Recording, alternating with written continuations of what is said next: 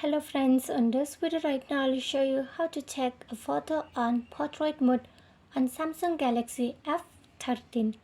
So friends, before we continue the steps, do not forget to like the video and subscribe the channel. Okay, so let's start the video. At first you have to move on camera. After that, here you'll find the portrait, so just click on portrait. Here on the side you'll find the portrait, okay? Just click the picture. After you have been clicked on portrait mode, the pic will be seen like this, okay? You have to check the object nicely. When you click the photo on portrait mode, it will blur the background and check the object only, okay? You can try it. So friends, if you love the video, do not forget to like the video, share the video and subscribe to the channel, and thanks for watching.